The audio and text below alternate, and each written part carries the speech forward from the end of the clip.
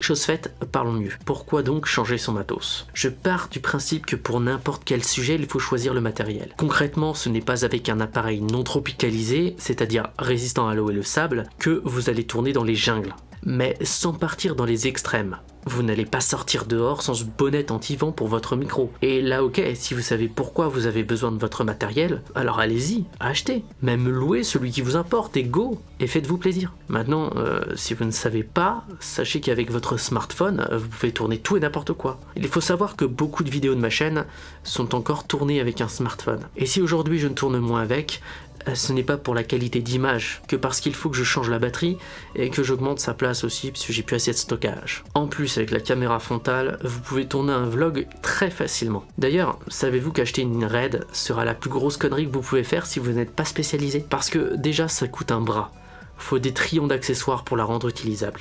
La carte SD, ça coûte quand même 500 balles. Et en plus, vous n'avez pas d'écran intégré avec. Et vous voulez toujours acheter ce genre de choses? Et là, je vous parle d'argent, hein, mais pas le droit de l'erreur avec. Pas de mode automatique, par exemple. Même pas d'autofocus. Vous ratez votre mise au point, faudra reprendre les rushs. Alors ouais, il y a des avantages, heureusement d'ailleurs, mais si vous n'avez ni pratique ni théorie, je pense qu'il va falloir en acquérir avant. Et je vous parle même pas de tout ce qu'il faut après. Bref. Le mieux est parfois l'ennemi du bien. Mais j'ai envie d'être là pour vous aider et je veux reprendre la chaîne YouTube pour ça. Mais si vous avez besoin de plus de précision, allez en commentaire. Car justement, je voulais vous dire que chaque projet mérite du matériel différent. Et ce n'est pas pour rien que dans le monde pro, on ne loue plus qu'on achète. Par exemple, si vous voulez faire un vlog sur YouTube, en fonction de ce que vous voulez faire, on peut choisir différents appareils photo, voire carrément garder votre smartphone. Hein. Pour faire une fiction, c'est pareil. Hein. En fonction de ce que vous avez besoin, on n'a pas souvent le même matériel. De plus, peut-être qu'un pote peut vous dépanner aussi. Mais aussi, un bon téléphone, ça peut sauver des vies. Un très mauvais téléphone, par contre, c'est de la merde. Mais si vous avez un téléphone qui est correct, vous pourrez faire des fictions avec, voire des choses un peu plus pointues. Et c'est ça que je veux vous dire. L'important, c'est pas tant le matériel, c'est pratiquer et d'avoir de la théorie. Avoir beaucoup de théorie va vous permettre de faire des choix très vite. Et savoir exactement ce que vous faites. Et puis en plus, ça va vous permettre d'être un peu plus débrouillard. Par exemple, mon par, je l'appelle mon par poubelle, car il est fait avec du papier et des poubelles. Mais il fonctionne. L'important c'est de faire en fonction de ce que vous voulez.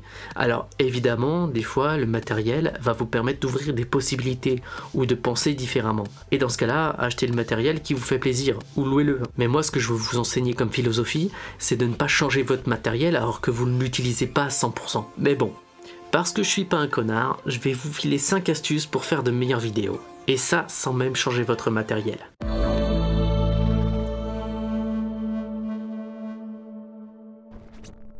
Avoir un bon son est primordial dans une bonne vidéo. On va partir du principe que c'est une vidéo YouTube et évidemment, chaque contexte c'est quelque chose de différent. Sachez juste qu'il faut dans le meilleur des cas avoir un son qui tape entre -18 et -6 dB. Normalement, vous pourrez voir le son bouger sur votre vue-mètre. Je sais que certaines applis font ça. De même, essayez de rapprocher le son de votre sujet. Mais attention, ne dépassez pas la limite de -6 dB.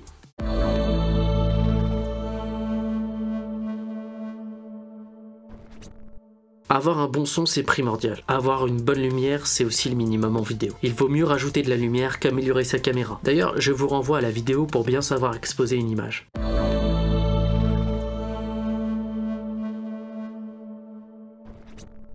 Bien sûr, tous ces conseils ne vont pas sans le sujet. Choisir et traiter un bon sujet, c'est l'assurance de laisser une marque à vos spectateurs. Alors, sur YouTube, on peut trouver de tout.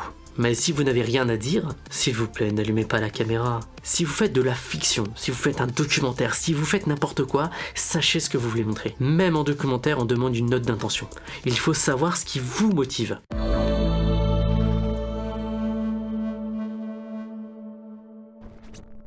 Si vous avez un bon sujet, il faut le mettre à l'aise. Si vous interviewez quelqu'un, sachez le mettre dans de bonnes conditions. Imaginez-vous que vous suivez un documentaire où le mec il est stressé au point que c'est impossible à le suivre. Est-ce que vous pensez que c'est vraiment cool? De même, si c'est vous, mettez-vous à l'aise. Il y en a qui font des pompes avant de commencer, il y en a qui courent, d'autres font des babillages. Je vous conseille de suivre énormément de chanteurs, de comédiens de doublage ou non, ou même des podcasteurs.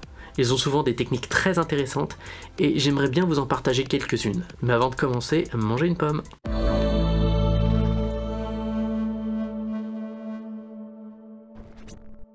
Bon, pour cette dernière astuce, j'aimerais que vous arrêtiez de regarder vos stats pour les comparer aux autres. Il faut regarder le meilleur de ce que vous voyez, que vous analysez ce qui fonctionne ou ce qui ne fonctionne pas, que vous faites votre propre avis ayez votre propre culture et que vous l'intégriez pour vous-même. Arrêtez de vous comparer directement aux autres, comparez votre nouvelle vidéo, votre nouvelle fiction à la précédente que vous ayez faite. Sachez travailler avec les bonnes personnes et surtout regardez-vous avec un œil critique.